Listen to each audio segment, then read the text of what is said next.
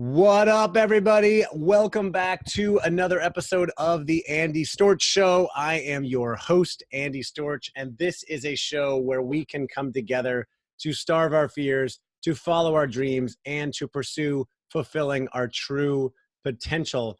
And I imagine that many people listening to this show, if you've listened to it, if you caught on, maybe you just like me, but most likely you are ambitious. Like me, you want to achieve many things. You know that you have so much potential in life and that you want to achieve more. And sometimes that can cause you some frustration, right? Because you feel like you should be further along, or you see what others are doing and you feel like you could or should be doing more, or maybe you're not doing enough. Maybe you follow me and you think, how does that guy do so much? I wish I was more like that. And yet, if you follow meditation, mindfulness, stoic philosophy like I do, you also have this pull the other way thinking, well, I should just be satisfied and grateful for everything I have. Should I even be ambitious and wanting more? Is that being too greedy? That is the gist of a question that I received recently from a friend and a listener named Chris up in Atlanta. And let me read you what Chris sent me. He said, I see that you meditate along with reading Stoic material. You also read a number of self-help business books that purposefully ignite a discontent to push one forward. I am curious to know how you reconcile the seemingly contradictory idea of being content, accepting who you are and what you have, letting go of pull of identity present in Stoicism and much meditative practice, with the necessary, quote, discontent that drives one to keep improving. When is enough enough? I have personally delved deep into both arenas and have never found the ideas to work well with each other if adhered to in their purest forms. He went on to say, I understand that people pick and choose elements of meditation or stoicism that do not present the contradiction, so I'm not assuming that the parts of the ideas can't coexist. Rather, I'm curious if you have ever personally wrestled with a sense of discontent between the ideas. Well, Chris, thank you again for this question. I think it's one that probably many ambitious people wrestle with. And I haven't struggled with this too much myself, but I can definitely see how and where some people might. And I wrote down some thoughts this morning during my early morning routine. If you know me, you know I am very disciplined and consistent about my early morning routine, my miracle morning, if you will, that I learned from the great Hal Elrod in his book, The Miracle Morning. If you haven't read it, I highly recommend it. And that includes meditation every morning, as well as some visualization, some affirmations, reading, writing, and exercise. And I have meditated now, according to my Calm app. By the way, I'm a big fan of Calm, but there are many other apps out there you can use for guided meditation. I have meditated 750 days in a row using the Calm app. So it's a lot of meditation, a lot of mindfulness. Am I good at it? Not that good. I feel like I'm practicing. I'm still getting better. I did 2 in a row of the 10-minute meditations this morning, so I did 20 minutes. I probably could or should be doing more. And that right there is a microcosm for everything in life that we aspire to do, because we could be doing more. Should we be telling ourselves that we should be doing more? That's the question. Or should we be grateful and satisfied with our current situation and not be striving for more? My answer to Chris and my thoughts on this is that it is a balance. There's a saying in Stoic philosophy that if you want everything you have, you'll have everything you want. And so there is some advice out there that, you shouldn't want too many things. Now, I am very ambitious and aspirational. I know that I can achieve way more than what I have achieved to this point, but I'm also only 39 years old, and I know I have a lot of time to achieve those things, and I'm hungry to get there, but I'm not longing for stuff. I don't need a nice car or a nicer house. I mean, I like those things. They're nice. It would be cool, but those are not the things that are going to fulfill me. So Stoics might believe you don't need to worry about opinions of others or get wrapped up in wanting stuff more than you need. And that, I think, can serve both sides. Now, I mentioned it's a balance. Let's say in this circumstance, there are two sides to this coin. One is the highly ambitious hustle nonstop to get the things that you want, aspire for greatness and never stop until you get there. We'll call that the Gary V side. So for anybody familiar with Gary Vaynerchuk, he's the president of VaynerMedia in New York. He's known as Gary V. He's prolific all over Instagram, YouTube, LinkedIn, Facebook, you name it, he is there. And I'm a big fan of his. I listen to his podcast, and I take a lot of inspiration from some of the things he says. So we'll call that the Gary V side. And then we'll say the other side is the mindful Zen life of being completely satisfied with your life and grateful for everything you have and not really needing to impress anyone or to aspire to it. You don't need to achieve certain things to feel like you have earned your position in life. You're great where you are. You're perfect where you are, and you're happy, you're content, and that's all that matters. So we'll call that the Zen side. Now, I talk a lot about mindfulness and gratitude and accepting life and being happy with what you have. So I can tend to be on that side, but is it okay to want more? Is it okay to be ambitious? And my answer is yes, absolutely it is. I'm highly ambitious and I aspire to achieve so many things, but I also recognize that life is about the journey and that we are fulfilled by challenge. And if we solely focus on the goal, we'll be disappointed with what we see when we get there. So I think the key to this balance right there is to aspire to achieve great things. Most of that comes from this realization that we as humans have such high potential that many of us are not fulfilling. And I'll get to that in a minute, but not be so solely focused on the goal that that's all we care about. And we're not caring about the journey, we're caring about the goal. And then once we get there, we're most likely to be disappointed. We'll either not celebrate, we'll move right on to the next goal, or we'll get to the top and we'll find out there's nothing there. There's a quote my mentor, Vincent Pugliese, likes to use from, I believe it was from John Mellencamp, who said, I've been to the top and there's nothing there, right? It's like you aspire to get to the top. I want to be rich and famous and drive a Ferrari, a really nice car, and live in a big house. And I want to have, 10,000 followers on Instagram and people that follow me and money coming into my bank account. But then what? The question is why? Why do you want those things? And will you really be fulfilled when that happens? Probably not. The truth is that fulfillment comes from challenge. It comes from overcoming adversity. It comes from working on things that you enjoy. It comes from helping people.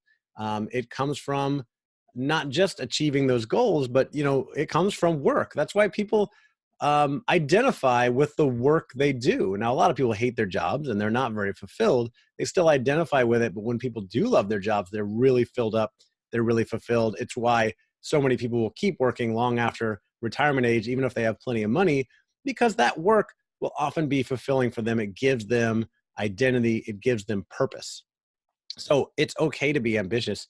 And if you don't have those things to work on, then there's a risk in getting to the top and finding nothing there and then seeking out other avenues for your happiness. So this is why I think my theory, I haven't studied this that much, but this is why you see celebrities and famous musicians and bands and sports stars sometimes who are doing drugs, they get caught driving drunk.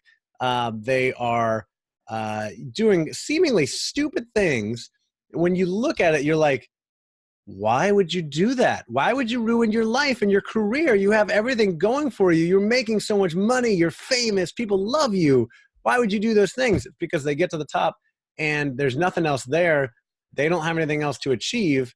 And so they've got to find other ways to get their kicks, right? Get their high. And a lot of us don't realize, we don't appreciate that the hard work that we're doing is what's actually fulfilling us. It's actually our journey to get there that is often the most fulfilling thing. And we don't stop and appreciate that and stop and be grateful for that and notice how far we have come. Because if you ever stop, for those of you out there that journal, and I write in my journal almost every day, it's easier to go back and look, but you can always look back at old pictures of where you were a year ago, where you were 3 years ago, where you were 5 years ago in your career, in your life, in your marriage, and have you improved? And if you have, then that's something to be really proud of. That's something to be proud of and excited about. And then you move on to, what is that next goal? What is that next thing that's going to fulfill me, that's going to keep me going? And let me get back to the Chris's question, because he went on after I gave him a shorter answer than what I just gave you about the balance. And he said, I find myself rotating between mindsets instead of embracing both simultaneously. During one period, I am discontent with my situation, so I push myself hard to learn and grow. Then I have those existential moments when I question the ultimate purpose of those pursuits, which then leads me back to the alternate period of embracing classical Stoicism or Buddhism in order to ground myself and be happy with where I am and who I am in the moment. Chris, I definitely get this. I think it's great to want more. I think we have so much potential as humans. Most people don't live up to their potential, not even close, because most people are drifting. If you've heard me talk about the book by Napoleon Hill called Outwitting the Devil, which I learned about from hearing Dominic Cortuccio on other podcasts, and then I had him on this podcast a while back. By the way, if you have not listened to my interview with Dominic Cortuccio, go back and listen to that interview. It's fantastic. He talks about why most people are drifting and how to take control of your life, how to live life more intentionally, something that I am so passionate about. Now, most people are drifting. They are not even thinking about these things. I mean, Chris, the fact that you and other people are thinking about this stuff puts you miles ahead. And I think it's good to be uncomfortable and want to achieve more. I am not. I realize okay. So I'm trying to keep a very humble mindset, and I'm genuinely surprised when people tell me that they listen to me, that they're a fan of my work, that I'm this or that, and I'm the man or whatever. I'm coming to terms with that, and I really appreciate it because it's what I wanted, right? I want to be someone who helps and inspires people, that people want to listen to, and so I appreciate that. But am I? And here's the balance. Am I where I want to be ultimately in life? No, definitely not. I'm ambitious. I want to achieve more. I want to be able to impact the lives of millions of people. I want to be on big stages. I want to be speaking. I want to have, popular shows, podcasts, radio, TV, whatever it is. If I really think about it, I want to be organizing big conferences, and I want to be recognized for someone that connects people, that helps people all over the world. I've really even said that out loud before. That's something that I really want. So I'm very ambitious. That is what I want. But am I dissatisfied with where I am right now? Absolutely not. Like I said, I'm 39 years old. I've achieved a lot up to this point. And I know I have time to achieve more of those things. And it's okay to be uncomfortable, to want to achieve more.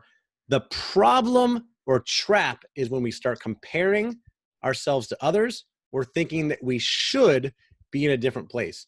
And when I read Chris's question and comments, what I'm reading is the discontent, the unhappiness comes from comparison. It comes from believing that we should be somewhere else. When we look at an old classmate or a colleague that is, around the same age, or we came from the same position at some point, and you feel like they've achieved more than you have, and you start to feel bad about your own position, that right there is the trap. That is the trap that gets us all in trouble. It's comparison to other people instead of comparing ourselves. When you're working hard towards goals and you're able to look back at where you came from and see what you have achieved, that's when you can feel satisfaction and pride. When you look at other people and what they've achieved and you feel like they've achieved more, that's when we start to feel bad about ourselves. Here's an example of this that I wrote down this morning. So I follow many thought leaders, influencers, podcasters, tons of different people, right? Two examples are Hal Elrod, who I already mentioned, who is the author of the Miracle Morning series. He just came out with a new book called The Miracle Equation that I'm reading right now and absolutely loving it. I highly recommend it. Go check it out.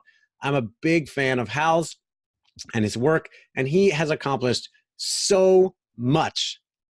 And he is the exact same age as me. We're both 39. I think he's the exact same age. We're within a few months, I'm pretty sure. Another example, John Lee Dumas, host of the Entrepreneur on Fire podcast, or EO Fire, which is listened to by, I don't know, millions of people. His income statement is online. His podcast makes over $3 million a year. He lives this luxurious life in Puerto Rico and gets to travel and et cetera, whatever. And I've met him a few times.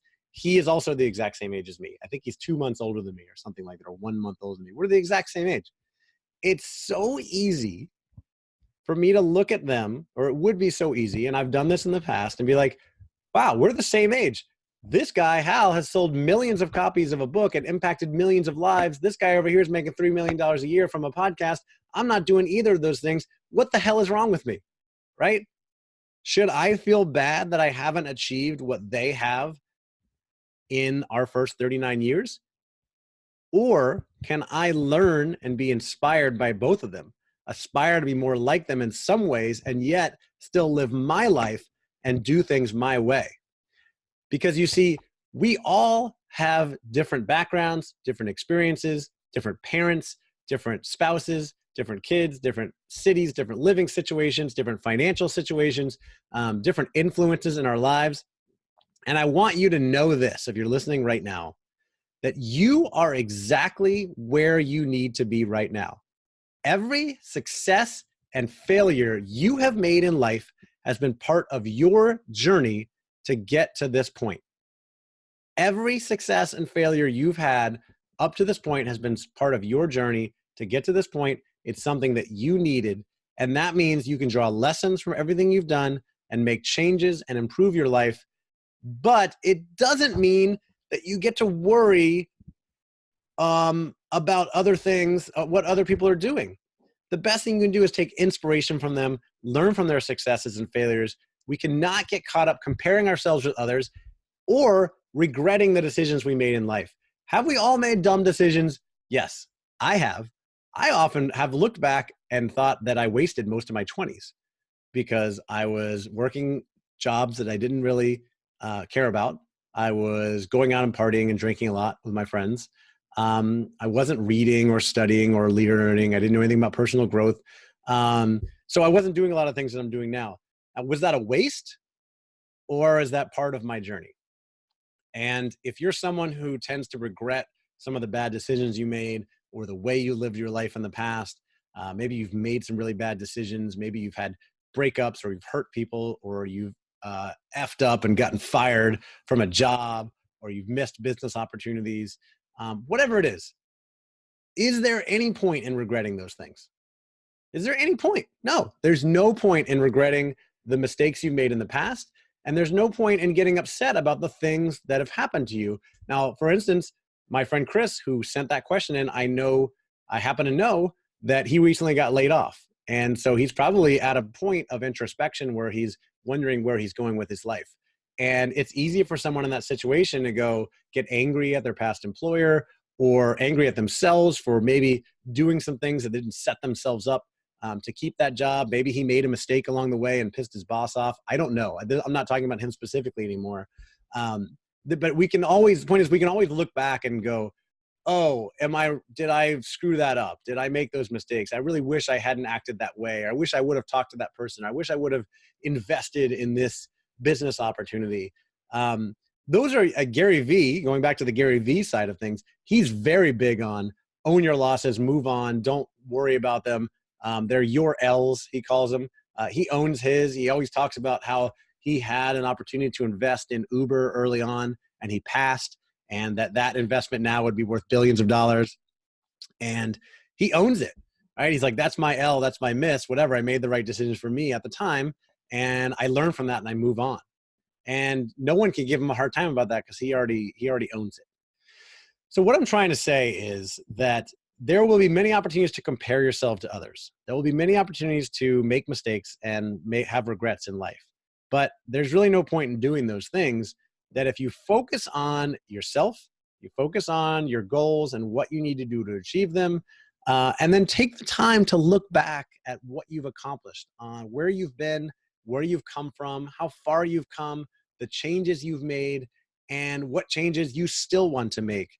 And be grateful for everything you have, because you do have things to be grateful for no matter what your situation looks like. You probably have some family, you probably have some friends, you have people in your community, you probably have a little bit of money in the bank, less than some and more than others. And you know what? In terms of accomplishment, career, finances, whatever, you've accomplished more than some people and less than others. And it's always going to be that way. There's always going to be someone ahead of you who has achieved more.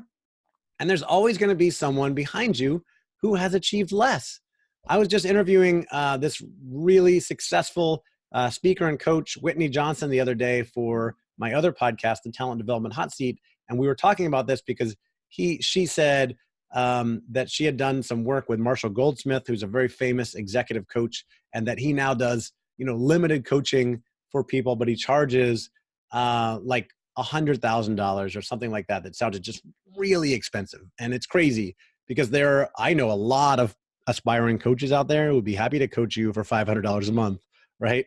And Marshall Goldsmith is charging like $100,000 a year. And she talked about that in terms of like, he's this really successful coach and he's so successful and sought after that he's very expensive.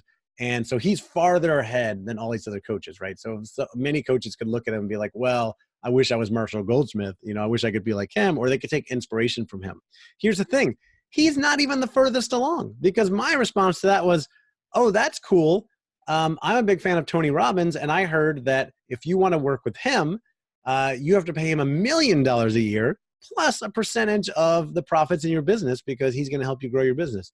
Whoa, that's 10x what Marshall Goldsmith, and I don't know what the actual numbers are for these people now. I haven't reached out and tried to hire them. But the point is, there's always someone ahead of you. There's always somebody behind you. And instead of comparing yourselves to them, both sides, right? You compare yourself to the people ahead of you, you feel bad. Oh, I wish I was further along. If you compare yourself to the people behind you, you can do that to make yourself feel good about yourself. But is that the right way to do it? I don't know. I don't think so. Instead, take inspiration from the people ahead of you and reach your hand back to help the people behind you. I just interviewed Ben Killoy for this podcast. It'll be coming up soon. And he talks about the barrel of monkeys. The monkeys got one arm up and one down to reach for the people above them and help the people behind them. Now, here is a piece of a reminder that comes from both sides of the coin. We talked about the Gary Vee super ambitious side and the stoic Zen side of like be satisfied with what we have. And that is that we are all going to die. It's true. You might try to avoid thinking about it. I don't think about it that much, but it's a fact of life. We were all born and we're all going to die. Now, I don't know when. Some of us are going to die sooner than others. Some of us are going to die in our 60s, 70s, 80s, 90s. With technology and medicine and improvements in lots of things these days, I've heard that the first person to live to 150 might be alive today. So we don't know how long you're going to live, but we do know one thing is very true, and that is you are going to die. Now, when Gary Vee talks about this, he says it to motivate you to take action, to starve your fears and follow your dreams. Same thing I talk about. Basically, stop worrying what other people think about you and go take action, because at some point, you're going to get to the end of your life and you're going to look back and regret the chances you didn't take. And then you're going to die. And none of it is going to effing matter, because you're going to go back to being dust. As the Stoics would say, you started as nothing and you'll end as nothing. So why do we make such a big deal about every decision that we make?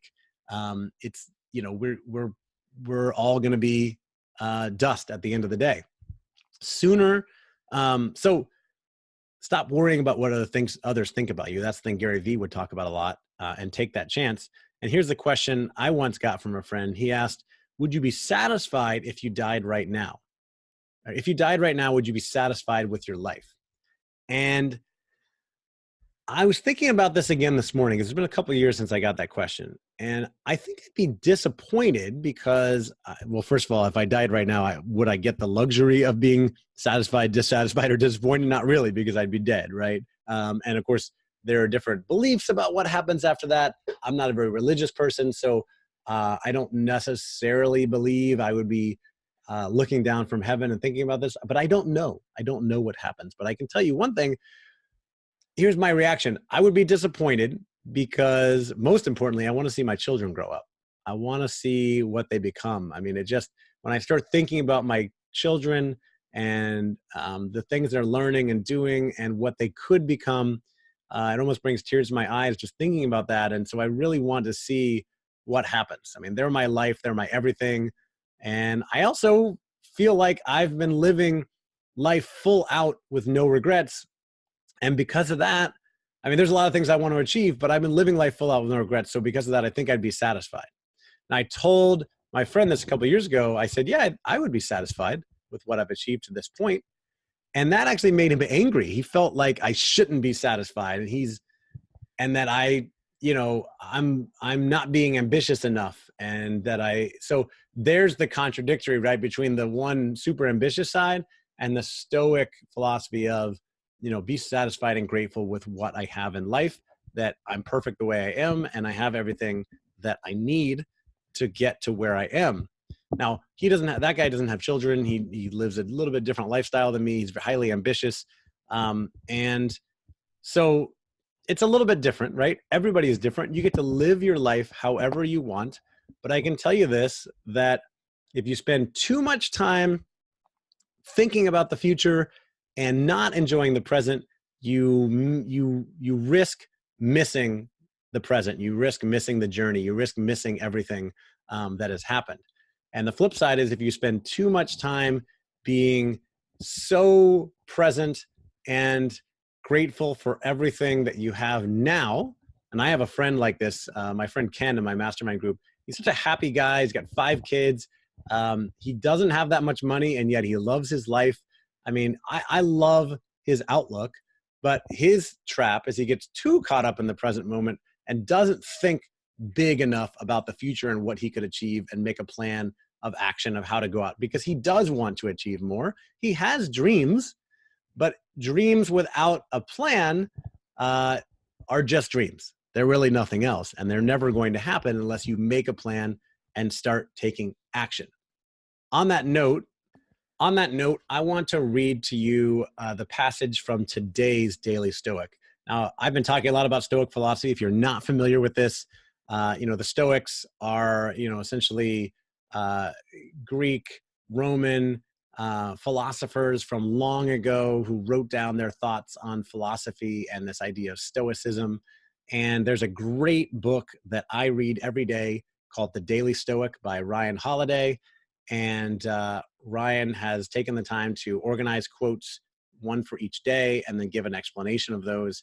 And for me, I'm not a very religious person. So the Daily Stoic is my Bible. I don't read the Bible. This is my Bible. I read it every day with my kids. They're young. They don't really care about it, but I want to be in the habit of doing that anyway. And I want to read you the passage from May 2nd, which is the day I'm recording this. It's called Be the Person You Want to Be. First, tell yourself what kind of person you want to be, then do what you have to do. For in nearly every pursuit, we see this to be the case. Those in athletic pursuit first choose the sport they want, and then they do that work. And that's from Epictetus. And Ryan's explanation is, an archer is highly unlikely to hit a target she did not aim for. The same goes for you. Whatever your target, you are certain to miss the target if you don't bother to draw back and fire. Our perceptions and principles guide us in the selection of what we want, but ultimately our actions determine whether we get there or not. So yes, spend some time, real, uninterrupted time, thinking about what's important to you, what your priorities are, then work towards that and forsake all the others. It's not enough to wish and hope. One must act and act right. So the point is that be happy with what you have, set big goals, dream about what else is possible, and then make a plan and take action. That is the most important thing. I want to finish by tying all of this together with a metaphor I was just thinking of involving our children. So if you're a parent, you have a goal of raising great and responsible kids, teaching them many things, helping them to turn into successful, responsible adults who enjoy their lives.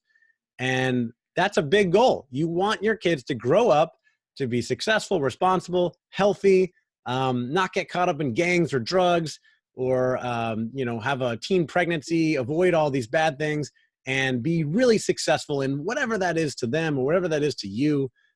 Really have them be happy and be able to pursue their dream. What you also know is life is about the journey. You wouldn't be fulfilled or satisfied if you could flip a switch and hit that goal. That is, my kids are 3 and 5 today. If you offered me a chance to fast forward 20 years and get to the point where my kids are adults and see that they're successful, I wouldn't want that. I wouldn't take that for anything in the world. Why? Because, parents say it always goes by fast and they wish they could have the time back when their kids were small. And I'm trying to enjoy every minute with my kids while they are this age and the next age and the next age and the next age, because life is all about the journey. It's about that time with them. It's about seeing them learn and grow and all the challenges that come with it. Waking up in the middle of the night when one wets their bed, or having one cry because they're sad because of something that happened at school, and all the happy things that happen, the great conversations we have, see them learning things and achieving things. We want to be there for that journey as parents, right? And many people who have gone through tough times, tragedies in their life, often say they wouldn't want to do it again, but they're glad they went through it because they got so much from that. They learned so much from that. So my challenge to you, no matter where you are in life, is to simultaneously embrace where you are, eliminate regrets and comparison, be grateful for all you have, and also aspire to improve and fulfill your potential and get the absolute most out of life. We are all capable of achieving more, much more than we have. You can definitely do more if you starve your fears and you follow your dreams. This week, my friend Lance Salazar posted this thing on Instagram about the book he's reading again called Can't Hurt Me by David Goggins. I'm also reading that book right now. Fantastic story, great message. And he said it helped him realize that he could be doing so much more than he's doing. And I commented and said, yeah, I feel the same way. I know I could be doing more. And, he, I think, is inspired by me and all the things I do, and said, wow, if you think you could be doing more, then I can definitely do more. And it's true. We can all be doing more. The question is, how much do you want to do? How much do you want to do? How much is enough? When is enough enough? It's okay to be satisfied and grateful with what you have. You don't have to be ambitious. You don't have to get to director and then vice president and then president and then CEO. Those jobs don't get any easier. In fact, they get harder and they take more time. Yeah, you make more money, but more money comes with more problems. It doesn't make your life better.